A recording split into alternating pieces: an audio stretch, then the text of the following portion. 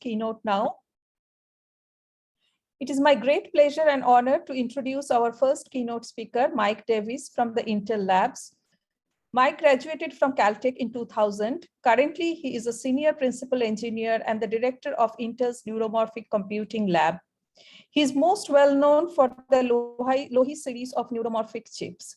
He has a decade of experience in researching neuromorphic architectures, algorithms, software, and systems.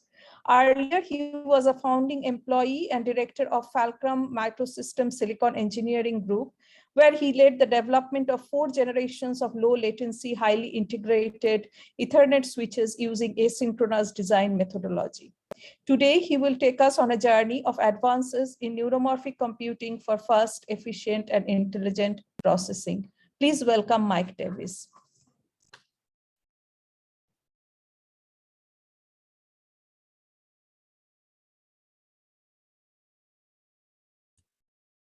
Hi, Tulika. Am I audible?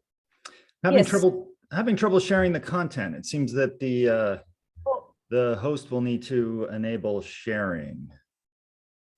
Okay, let me try to.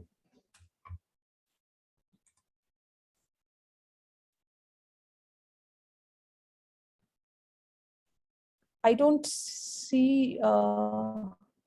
I don't see Mike as a panelist, unfortunately. Your co-host now, you should be able to share. Okay.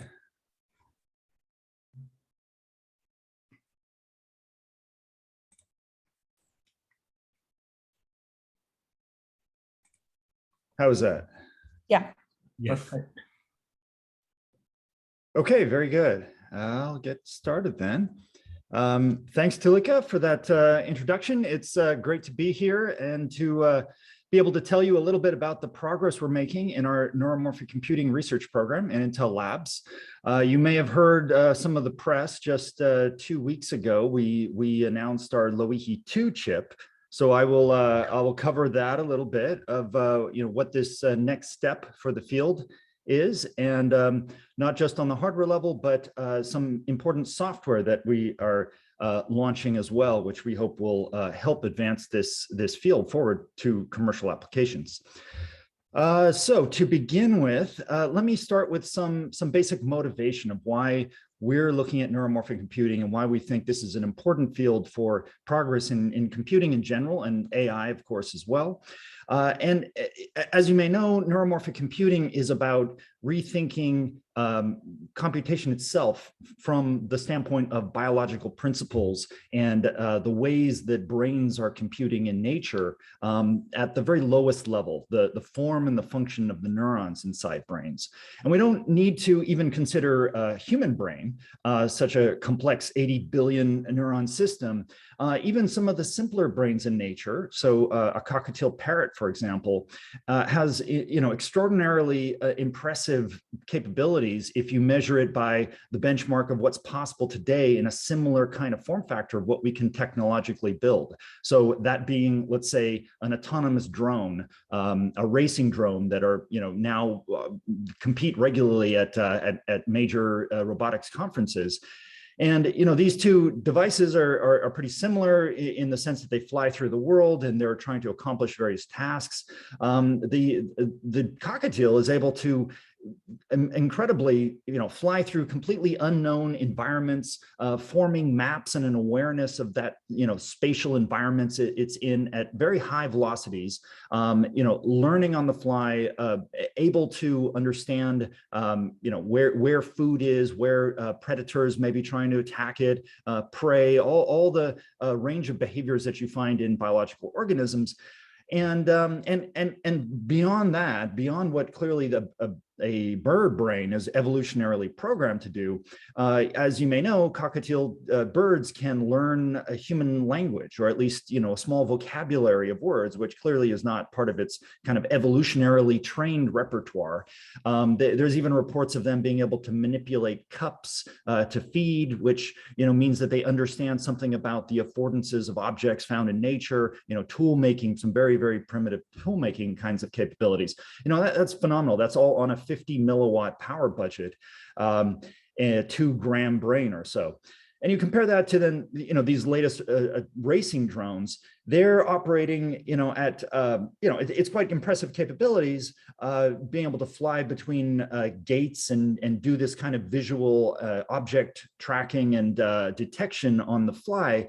But they're at, nearly 500 times higher power levels, and there's no learning whatsoever happening, on that device itself. These are, extensively pre-programmed, all, kind of data set of these gates that they're to fly between have been pre-collected and repeatedly trained through the neural network in order for it to understand what a gate is. And then the sequence it flies between is, rigidly pre-programmed so that it's able to complete the course. There's no learning online, so the differences here between these two capabilities, as well as the metrics in terms of the response time visually, to that input stimulus, and the power levels are just, quite dramatic, orders of magnitude across multiple dimensions here. So that's kind of the guiding, motivating perspective of why we're looking to brains to try to achieve something closer to this biological capability. And of course, you may wonder, how is this different from deep learning? And isn't deep learning, going so well, the modern progress in AI over the past decade or so? And indeed, deep learning is incredibly successful. Its ability to scale up to larger and larger problems is so far seems almost limitless. But that comes at a very high cost, as we're seeing quite vividly, as the increasing model sizes and the amount of data and the amount of compute that goes into training these models and even executing these models is far outpacing what Moore's law, even in its most healthiest days, could provide. So over a 6-year period, there was an increase of about 300,000 times in the amount of compute required to train these models. And actually, since this time, that time, the pace has even increased.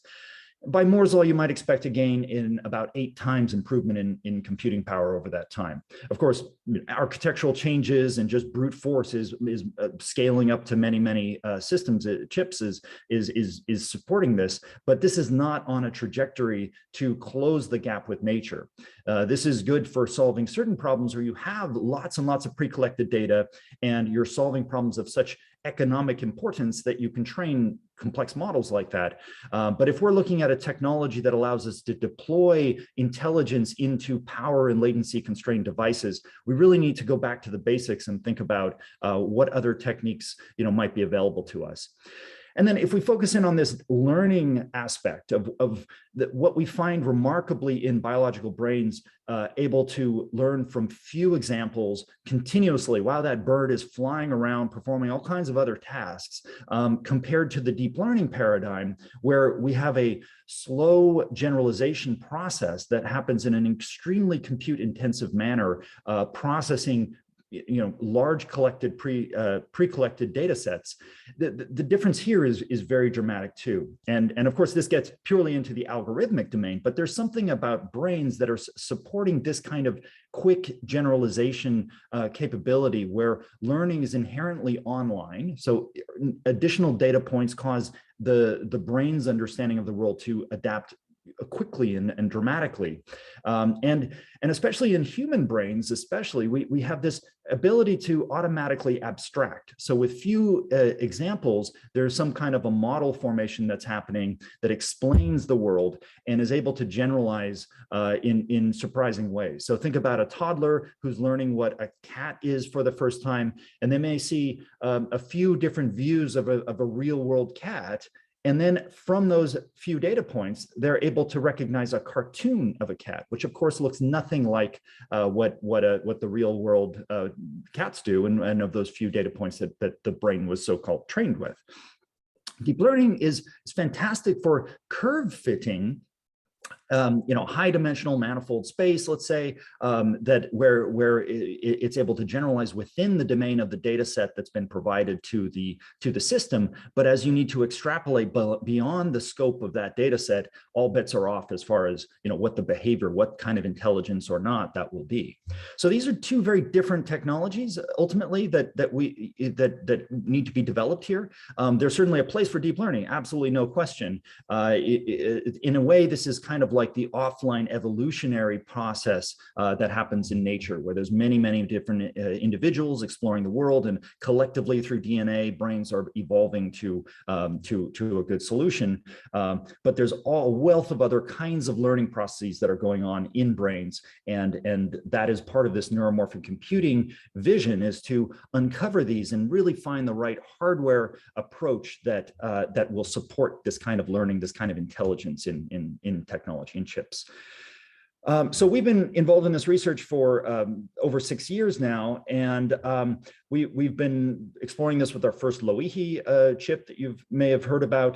And where this has led us, and others in the field too, of course, is to a completely different kind of computer architecture than what you're familiar with from conventional computing over the decades of progress we've made. So in conventional computing, the successful paradigms here are the standard kind of scalar model of a CPU. Even CPUs have vectorized data paths these days, of course, but generally the model is to sequentially step through instructions and try to predict the branches as well as possible, but otherwise perform this rigidly programmed program in a synchronous way, processing data in in this synchronous manner collected from the environment. GPUs and parallel computing, data parallel computing specifically, of course, has proven very good for this deep learning model. And here, this is about using the memory resources available efficiently. So keeping memory patterns very predictable, and deep pipelines packed with useful computational activity, so that all of the wide vectorized data paths can all be used efficiently. Everything is still synchronously clocked. This streaming of data through memory pushes the computational paradigm into a dense parallel model where there's bricks, vectors and tensors of data that are being streamed through the system continuously. Now, neuromorphic computing is very different from either of those. So here, there's no off-chip memory. The memory and the compute are fundamentally intertwined ideally at the device level, although of course we're not quite to that point yet. But as close as possible, in the brain, there's no distinction between computing and memory. Memory is a distributed idea, and through the retrieval and storage of those memories, there's computation involved at every single synaptic connection. The communication in a neuromorphic architecture like the brain is done asynchronously through event-based spikes, as we call them. Or you can think of these as very small packetized messages, possibly a binary value, so a single bit in the minimal case, communicating between particular distributions of neurons. And irregularity is really the rule here, where rather than having these clear, rigidly feed-forward layers of neurons, you have small world networks. You have all these irregular kind of sparse network topologies. The activity is sparse, the connectivity is sparse, and the communication is all through this asynchronous message passing, where actually the timing of sending those messages is actually encoding information, along with whatever value might be sent along with those spikes. So if we take a somewhat deeper look here of comparing the GPU architecture, today's modern parallel computing, compared to neuromorphic computing, some of what I've been just speaking about hopefully will be a little clearer. In a GPU architecture, again, you have this memory, maybe a hierarchy of memories, and you have the compute is a heavily densely packed collection of multiply accumulator or arithmetic processing resources. And to use the memory, the fixed buses available efficiently, the data has to be collected into batches and streamed through these systems. And these may be vectors or arrays or tensors, matrices, all of these dense structures with perhaps some clever optimizations to pack a somewhat more sparse array these days lately into a dense structure that can be computed efficiently. But ultimately, the compute resources is a dense collection of ALUs, of multiplication resources, and data samples that are arriving from the real world. If you want to deploy this and process data that's arriving, it has to conform to that model. So data samples are packed into vectorized data paths so that then they can be efficiently pushed through these arithmetic resources. So simply, before we consider anything else, you can see that this introduced fundamentally latency. In order to efficiently process information, data samples have to be held, weighted, and queuing delay essentially gets inserted as you construct this data path, which then can be processed. And then, of course, the processing is very efficient because you have all of these data being pushed through a parallel data path, but there's this fundamental delay that's introduced, or latency. Now, in a neuromorphic architecture, bottom row here, what's inside the chip is very different. You have, ideally, we haven't achieved this in chips built today for the most part, but you have individual neural circuits, just like you have individual neurons in the brain. Now, in reality, there's some time multiplexing going on in a chip like LowiHi 2, so that there is a degree of pipelining and aggregation that happens in the processing, but generally that's the right trade-off given our technology and high-speed circuits, that some granular underlying neural organization is the efficient solution for now. But ultimately the model here is that as these data samples are arriving in real time, they're causing a percolating sort of ripple of activity in an event-based manner as those data samples are arriving. Each of these little neural state units has state. They're actually more like dynamical filters as opposed to, say, the static ReLU functions that you may be familiar with from deep learning. So that as the data is percolating through, they're updating their state, they're evolving their understanding of what they've previously been observing, but ultimately that data sample that's arriving is moving through the system, moving through these neurons, these populations of neurons in a minimal amount of time, not waiting for clocks or for other data samples to arrive, and just producing an output with the minimum latency possible. And so as applied to AI, what this steers us to is a different paradigm of thinking about how you compute and how you formulate algorithms for performing AI. So in the vectorized architecture, you have vectorized inputs that proceed in a parallel fashion, layer to layer to layer through these, sometimes extremely deep networks, and produce a parallel output. And that's a static prediction of what function you've computed based on those inputs. And in a neuromorphic architecture, you have to think of this more as like a dynamical system, where it's more like a puddle of water or something, where you're tossing a pebble in and it causes some ripple of activity, and it's more a distributed system where there's the collective interactions between these little dynamical neural elements is what's producing the computation. And I'll talk a little bit more about that. But as far as the learning process goes, then in the deep learning paradigm, this matches really well the backpropagation algorithm, where you have a huge collection of data, you send an input through, you measure the output at the output based on the labels you have available, you kind of accumulate all of that in a batched way, and then you propagate derivatives and error credit assignment backwards through these layers of the network, and that too is a vectorized process which can proceed very efficiently on this kind of an architecture. That kind of a process doesn't work well in a neuromorphic architecture, just like literal backpropagation doesn't work well in brains. Instead, the model, the goal, the vision for learning in a neuromorphic architecture is to self-organize, so that as these data samples are moving through the system, they're immediately updating parameters. And that might be big changes, say if you're memorizing data samples, or it may be small changes if it's more of a gradient-based, it's walk towards the best solution or the best understanding of the generalized data you've been presented with. So hopefully that gives an intuitive sense of what we're exploring here, the domain of neuromorphic computing architecture. Now we've published LowiHi, our first neuromorphic research chip that we released to a community that numbers over, well, almost 150 groups around the world now.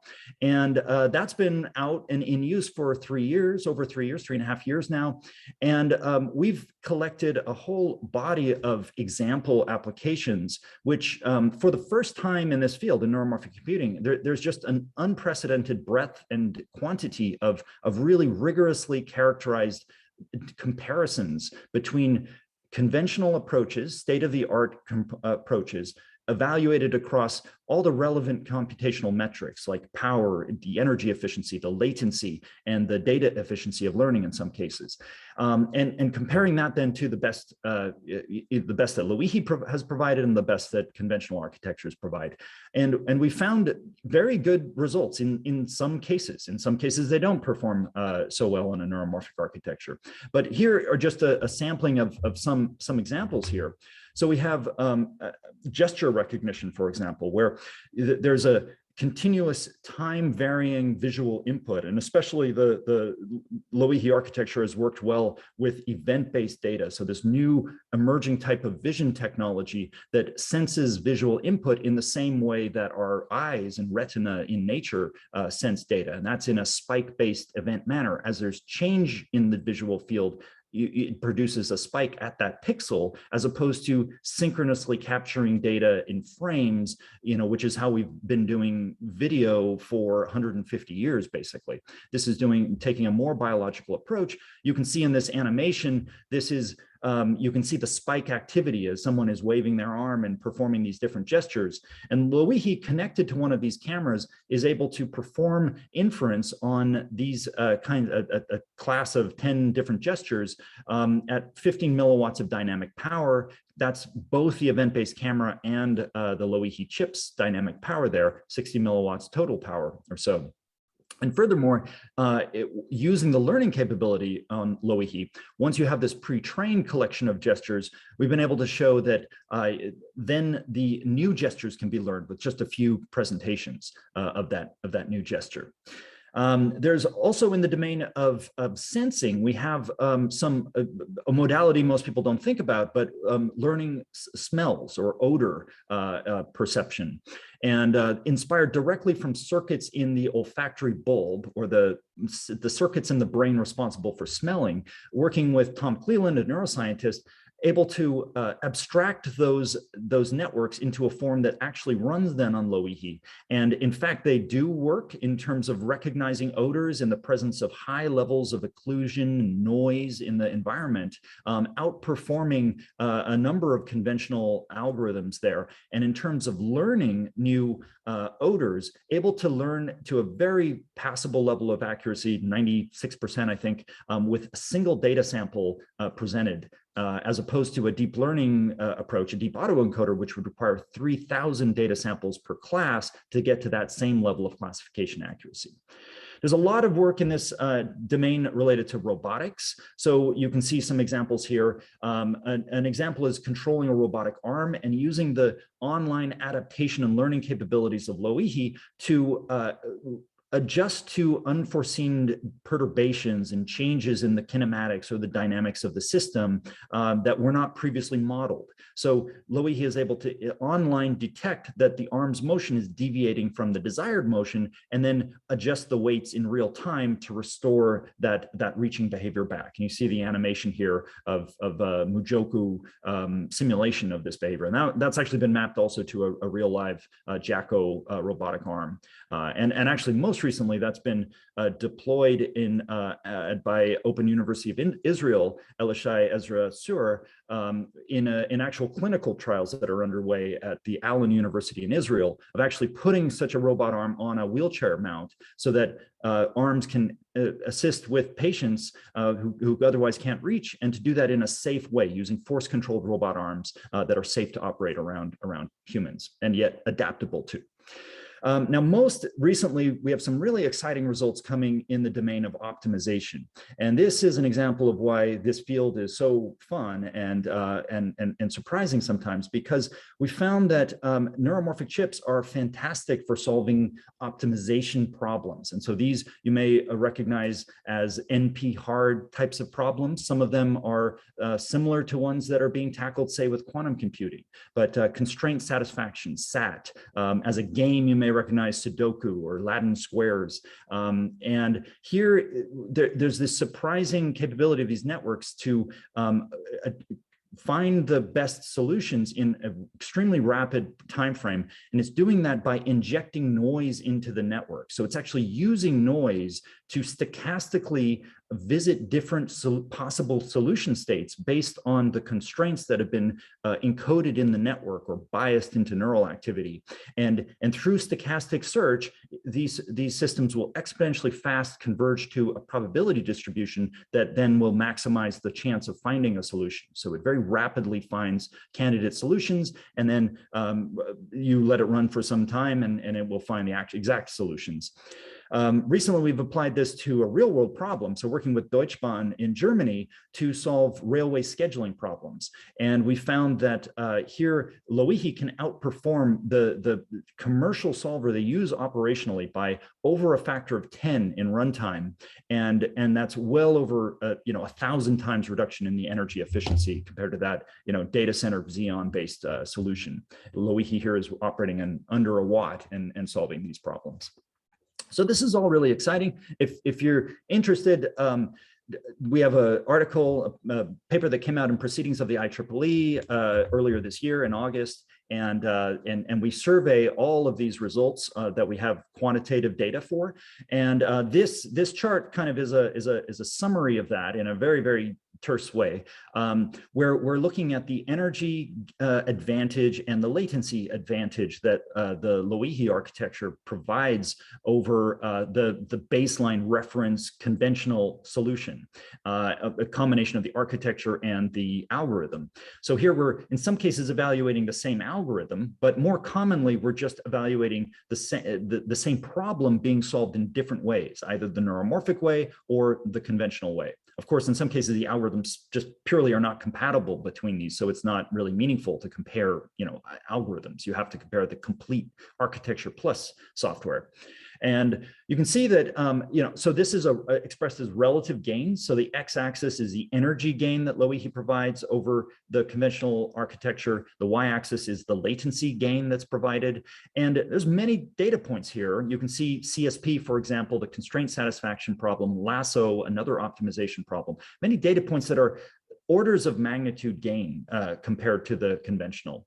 Generally, there's a bit of a caveat for some of these that the solution accuracy is not it's not possible to push this to the degree that the conventional architecture achieves. Although these comparisons are all performed ISO accuracy, so to the same quality of solution. And in many cases, the neuromorphic solution does exactly solve the problem. So train scheduling, for example, it's illegal to have two trains on top of the same point in time. That's a strict constraint. And by finding candidate solutions, that's a binary yes or no satisfiable solution. And LowiHi is finding the correct solutions.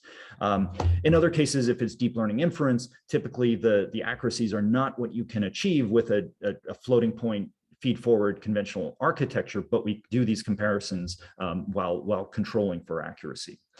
So you can see that the first lesson that emerges from this is, interestingly, the data partitions really cleanly, where all of the least compelling data points are feed-forward deep neural networks.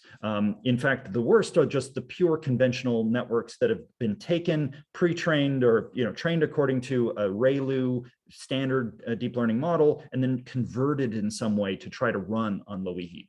That is, you can see in many cases that's actually providing no gains at all. And LowiHi is worse, sometimes by large factors down here in this, below this energy delay parity line. Now, if you start training networks specifically for the spike timing, which is a more kind of complex form of backpropagation applied to spiking neural networks, then you can start getting some data points that perform pretty well. But ultimately, all of the best data points are coming from recurrent neural network topologies, and oftentimes ones that have interesting bio-inspired features. So things like these local learning rules where the plasticity is changing weights over time. There's feedback loops that are viewed not just as iteration in kind of conventional neural network, recurrent neural networks, but actually feedback, negative and positive feedback that actively drive these networks to an equilibrium state. And it's that kind of a dynamical system perspective on computation where we see big gains emerging. And if we zoom in on all those best points, interestingly, here is where we find optimization problems emerging. And this is, you may have heard of energy-based problem solving. This is basically all energy-based kind of ways of solving problems, where you have a loss function, you have an energy function, and through the dynamics of the network of sending these timed spikes with through neurons that are dynamical elements, the system settles into an equilibrium state, and it's the equilibrium state that encodes the solution to these problems. And the particular trajectory that the system makes to get there actually doesn't matter at all, and is oftentimes not understandable of how it gets there, but it is well defined what that final solution state that it reaches is. So this is pretty exciting, because it's not what we might conventionally think of neural networks being about, and yet really this is what brains are about, and this is what neuromorphic computing architectures are computing so well. Okay, so it's been 3 years of use of LowiHi, and we learned a lot through that time. As I say, we have almost 150 research groups around the world that have used LowiHi, have tried to bring their best ideas, applied them to this particular chip, and we've learned a lot from that as far as what works, what doesn't, what has proved limiting, and what needs to be improved. And so there's maybe about 6 different dimensions here that I would highlight. So one interesting one is that the neuron flexibility in LowiHi, although we added a lot of parameterization to this neuron model, there was a perspective when we built LowiHi that the particulars of the neuron model doesn't matter that much, that really the value and the magic of spiking neural networks would arise through the parallel aggregation of many of these neurons. The microscopic fine scale behavior is not that critical. But actually we found that all of those really good examples, the best examples that run on LowiHi, tend to stress the flexibility of the LowiHi architecture. The most compelling examples require the most complex features in the neuron models, and there would be more that we could support if we had more exotic features in the chip. Secondly, although you can get surprisingly far with pure spikes carrying nothing but a binary activation value, and as you saw, all of those LowiHi results are using binary spikes, there's a clear way to get better precision and in some cases reduce the amount of resources needed to solve problems by adding a payload, an integer value that carries along with these messages, and expanding, generalizing this idea of what a spike is. And there's some good fundamental reasons if you look at why nature only communicates with binary spikes, whereas for us in a time multiplexed world where all of our interconnect in this system is all time multiplex bus and pipelined circuitry, it's incrementally very cheap for us to add more information to a message than it is, say, for a biological brain. Now, we also found that although we were able to show some pretty interesting learning capabilities on LowiHi, we're oftentimes working around limitations, especially for a category of learning rules called 3-factor learning rules, which have kind of really come to fruition in the past few years after we architected LowiHi. So that's generally an area that proved a little limiting. We were able to demonstrate proof of concepts, but not full-fledged, scaled up, really impressive workloads in many cases. Now, performance in some cases, especially congestion in the interconnect, was a bottleneck in LowiHi, and resource limitations. This is actually a very critical aspect of neuromorphic computing from the standpoint of commercialization and putting these chips out into the real world. The challenge of not having DRAM means that the only way to scale up to larger workloads is to instantiate more and more chips. And of course, that's expensive if these chips are manufactured in compute processes, logic processes, as opposed to cheap DRAM processes. And the complexity, the functional complexity of neuromorphic chips really require logic processes today. So we have to use the resources of a particular chip as efficiently as possible, and we need as much synaptic and neural capacity in a given chip to support complex scale, large scale as possible applications.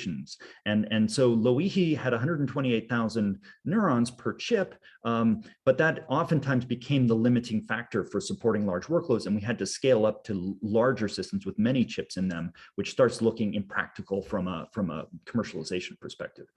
And so finally, there's another limitation, which is integration with conventional computing. So oftentimes neuromorphic chips, especially the research chips, are designed purely with scale of the neuromorphic environment in mind. So data encoding is all assumed to be spikes, communication is all asynchronous, and it's hard to integrate these both in a functional way with conventional data formatting and electrically into systems that use, standard legacy interfaces, that have been matured and optimized over many years. So that proved to be a limitation with LowiHi.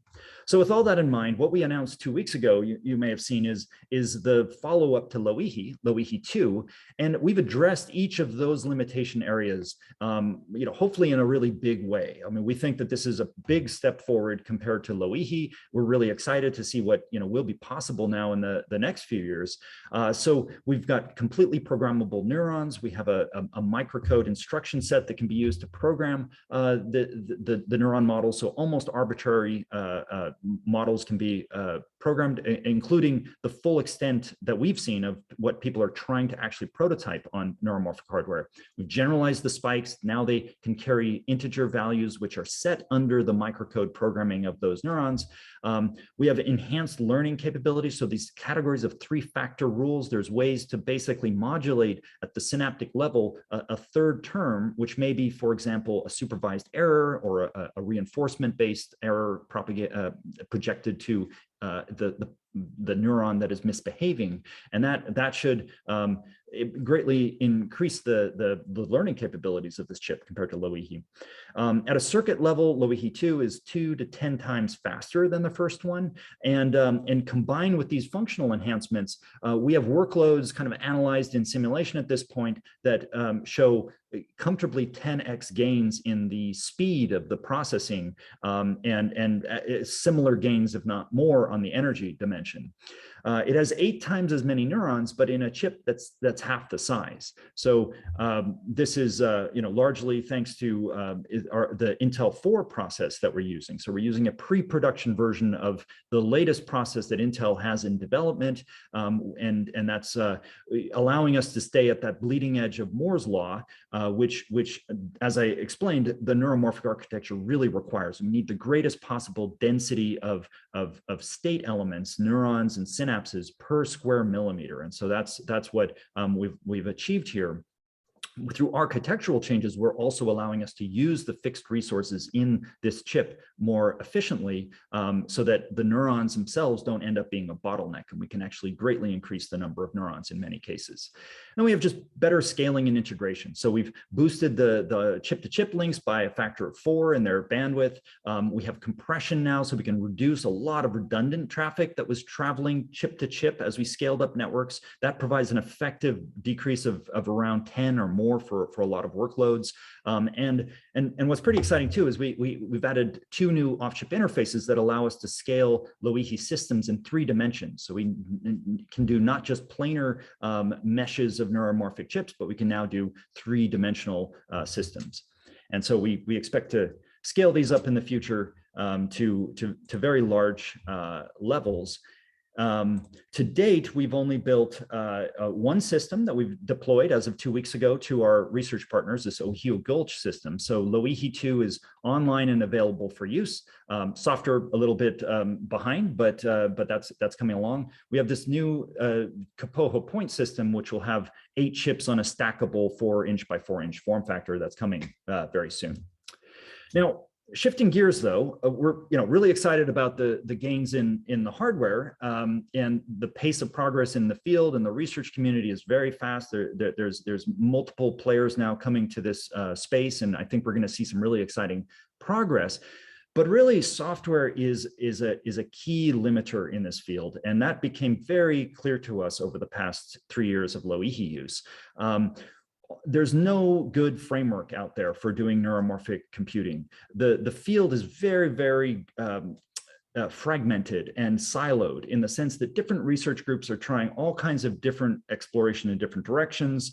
Certainly the deep learning frameworks that have become so successful, they're not well matched for this broad space of exploration. They're not matched for this kind of sparse model of computation with time varying stateful neuron models with event-based data passing as opposed to vectorized tensor-based data processing. And the neuromorphic frameworks that are out there tend to be quite limited. They're either at a very low level of abstraction, including our own software, NXSDK, that we developed for LowiHi 1, or they're within a certain algorithmic paradigm, possibly with restrictive licensing and other limitations that make it hard to use this for the full range of exploration and application research going on with these systems. So ultimately, this is a big problem because that means there's no code sharing between groups. Everyone is reinventing the wheel, and no one is building on the results of others. So we have a lot of interesting demonstrations with LowiHi of individual applications that took a lot of work to develop each one of them, but very little, in fact, almost no examples of someone taking the results that some other group has done, and then they add on more and incrementally advance from that basis. So that has to stop. We have to converge as a field, and there needs to be some new software framework that supports this kind of a collective research and advancement approach. And so for that purpose, 2 weeks ago, we also announced a new software project, open source software project called Lava. And this is not us releasing a product here. This is more the beginning of a project that is permissively licensed software, so that we're trying to encourage everyone, all of you, if you like, to download this software from GitHub and help mature it, help build it up. And here we've architected to date, we've basically architected it with all of the learnings that have come from the last 3 years and observing what's happening in the community at large, and providing the right underlying software framework for doing neuromorphic computing. There's a long way to go of building up on top of that, but we're trying to encourage convergence. And in fact, with permissive licensing, it's completely reasonable, and I would expect that people will port this to other platforms, other neuromorphic chips, so that it's not in any way just the LowiHi software framework. It is really just a neuromorphic computing software framework useful for whatever purpose. To give you some idea of what is unique and different about Lava compared to conventional software development and even deep learning AI development, the model in Lava is event-based parallel processing. So I've talked a lot about these spikes. Well, actually, this is really part of a specialized case of a more general paradigm. So the communicating sequential processes paradigm you might be familiar with, or the actor model sometimes conventionally in software, where you have distinct processes that have their internal state and they communicate over messages that get sent. And those messages may be kilobyte level packets of information, or they might be binary spikes. And some of these processes may be just conventionally coded. So they would run on a CPU forever. That's what they're designed to do for encoding, decoding data, for example. Other parts would be neural processes that are perhaps described in some behavioral way. Maybe they're described through data as a pre-collected data set and a loss function of some kind. Or there are these optimization problems where the solutions, like I have here, this example equation is describing what they do. So very explainable description of their behavior potentially. But then there's a decomposition process where you break it down now into a network specification. And ultimately, at some point, it has to go all the way down to the fully parameterized model. And now that's kind of a compilation step in some way, where perhaps you're training a network through backpropagation, the deep learning paradigm, but this may be analytical compilers too. So for example, these optimization problems that we've explored don't need training. They just need parameterization based on the input constraints and the parameters of the problem you're trying to solve. They could also be hand designed, just in the way that many in the field are doing today with the existing software tools. Ultimately, what you're left with is an abstraction layer of processes, whether they are low-level neural processes and the connections, the network, or conventional processes that are described by code. And then this assembly of parallel processes has to be compiled and partitioned down into the physical system architecture that's available. And so that might mean some of the networks go into neuromorphic chips, some go into embedded support processors, some would be your host CPU, depending on the nature of the computation they're performing, how tightly integrated they are, what basic function they're performing. So this is the model, and this is, we've been working on this quite a lot from the LowiHi days, and that's part of Lava, is that technology for mapping into this heterogeneous system. Now, what we've also added in LowiHi, in Lava now, is the capability to simulate the entire system, map it all onto a CPU-based architecture. And all of these processes can have architecture-specific models, so that they might have one behavior, one description for a CPU, another description for a neuromorphic chip like LowiHi 2, maybe yet another description for some other neuromorphic chip, maybe an analog neuromorphic chip. And so this ability to run on CPU is very important, because it means that you don't need access to neuromorphic chips to get started and explore this space. You can use Lava immediately, and there's even profiling capability built into Lava, so it will predict the speed and the energy that you would get by running it on a chip like LowiHi 2, based on silicon characterization. So that we think is going to be important to improve the speed, the pace of development. Two example programming primitives, just to kind of finally wrap up on how to think about coding in Lava. Here we have optimization. This is a module basically that Lava offers, that you can solve individual optimization problems connected then into a larger network ultimately. There's another class of primitives called neural attractors, or dynamic neural fields, that bring temporal continuity to the state that of samples that are presented to the system, so that there's a working memory basically, and can integrate different behaviors and different data timescales.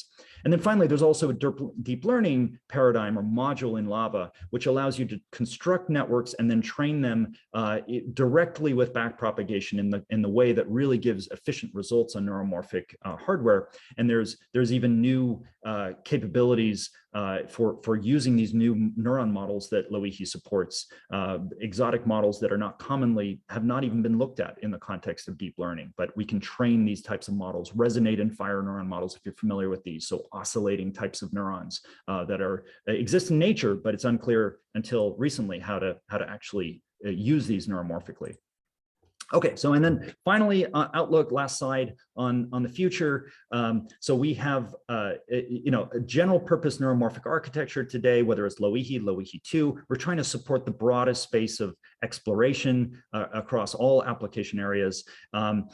In terms of the commercialization outlook, this is all still research for now. We have no commercialization plans that we've announced. But the long-term vision is to provide a new processor type of chip that can coexist alongside conventional processors. The future is a heterogeneous world. We'll have CPUs, GPUs, neuromorphic chips as well, and particularly to be deployed into the real world, processing real world data where samples arriving in real time, needing to be responded to with tight latency requirements, tight power constraints. And that's where we think that there's a need for a programmable new type of computer architecture that would come from this neuromorphic computing line of research. Now that might be a little while, if only for the software limitations that I've talked about and the progress that needs to happen there before we have a whole ecosystem enabled. In the meantime, we'll have likely specialized design. So where particular examples are shown to work well, we can get a more efficient implementation, more resource efficient implementation by specializing these and potentially absorbing them into conventional SoCs, so that they're just providing some extra functional, capabilities and goodness behind the scenes. It doesn't require a user base of developers that know how to program neuromorphic computing architecture, because it will be hidden away from end users. It will just be processing audio, speech more efficiently. It might be integrated into a vision sensor sensors so that optical flow and other visual time varying kind of sensory inference processes can happen, close to the sensor at extremely low power levels. It could be processing wireless data streams, continuously optimizing channel capacity, for example. Now, there is a third direction, which is the scale up direction. And that is actually pretty interesting too, especially in the context of some of these optimization gains that we're seeing, where people may be thinking about in the quantum computing model of solving very hard optimization problems vastly faster than conventional approaches. Potentially some of those are useful enough problems to justify a specialized architecture as a kind of offload appliance in a data center. So that's a possibility. There's a lot of interesting work there, including some scientific computing work using the dynamics of neurons to model, dynamical systems in general. So for physical modeling, but that's all pretty early stage work, and that may take more time to reach a real viable point. But anyway, hopefully that gives you a good idea of what the current state of the field is, what the latest developments with Loihi and Lava are, and where we see this going. Fortunately, we're still some years out, I would say, until you see a broad impact from neuromorphic chips in the world. But I would say it's coming, and the results so far are quite exciting. So.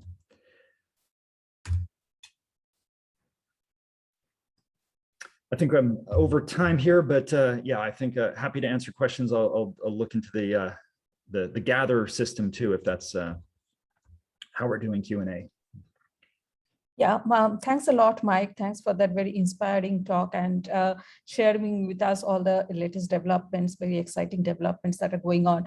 We have a couple of live questions out here. I don't think I have time for all of them, but I will try to pick a few, and then we can move to Gather Town for further interaction. So I guess the first question is about what is the fundamental reason that neuromorphic systems can perform better than deep learning or solver on a conventional architecture? I think you tried to address that, but then the question is that are these these improvements are specific to Loihi, or how is it different from other neuromorphic architectures? So yeah, that's a good question about specific to Loihi versus general. The field is not quite converged on many levels, I would say. So there's a lot of exploration across the hardware as well as the software. So I think we've shown what's possible with Loihi. Maybe not every neuromorphic chip can run every example that I showed, but there's really something fundamental about the difference in the way Loihi is solving these problems. So through collective interaction and as a dynamical system, the interaction between these parallel units driving the system to equilibrium through these event-based processing steps. That is fundamentally unique to a neuromorphic architecture. On a GPU, you don't have this benefit of sparse activity and processing inputs that are arriving sparsely, step by step. So unfortunately, to go a lot deeper in that, it's beyond the scope of what I can answer here quickly. But certainly, I encourage you, read the proceedings paper that we have, proceedings of the IEEE, and you might get more insight into that. But the fundamental difference here is dynamics, in one word, basically. And I think hopefully we show the rest of the neuromorphic community to really focus on things like inhibition, feedback loops, and supporting recurrent architectures is really the way to get efficiency. Thank you. I think there were a couple of questions about programming and debugging. You talked about the Lava framework. I guess the question is that at this point in time, how difficult it is to program and debug these chips. And for example, suppose I want to solve the combinatorial optimization problem like TSP, how would I go about doing it on Loihi?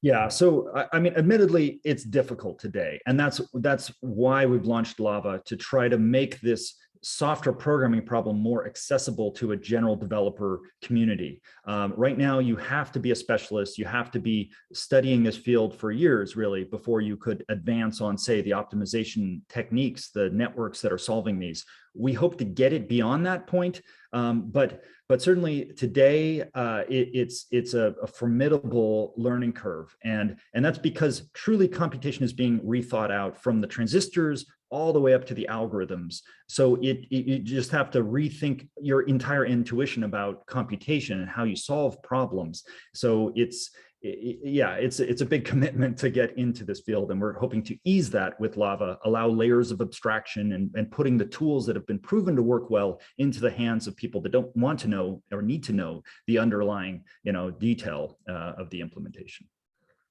Okay, maybe the last question is that in a real world, human interacts with the physical world. So how are the capabilities of these chips in terms of the I/O? How do you interact? Is that through IRQ controller, or is that a very different model? So in LowiHi, we had purely asynchronous interfaces, proprietary, and any interfacing with I/O required going through an FPGA. And it's a research chip, right? That was never intended to be more than that. LowiHi 2 improves on that to a degree. So we have Ethernet interfaces now interfaced. So it has a higher bandwidth interface to an embedded host that can receive real world data, formulated and send it over Ethernet through a lower latency, lower power interface. And there's still an option to connect through FPGAs.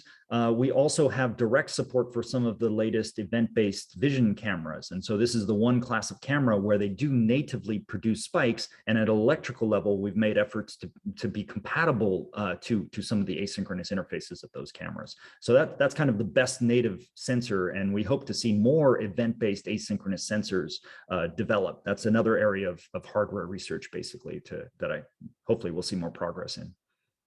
Okay. Thank you very much. There are a number of other questions, but I'm afraid that we are already 10 minutes over time. So thanks a lot, Mike, again. Thank you for that keynote. And then I will hand it over to Andreas to figure out how to go to GatherTown from here. Yes.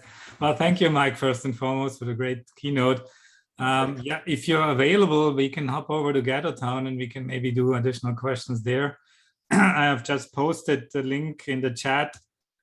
We have removed the password for the link, so you can access it without a password, but I'll also email it to you, Mike. Right? If you have a couple of minutes, we can maybe meet there. Sure. Yeah, I see it there. There's a room for keynotes in the virtual space, so let's meet around there somewhere in that area. And then, yeah, the other sessions are starting in 4 minutes, the first track of sessions. So I encourage the attendee also, obviously, to attend the technical sessions. All right. And thank you.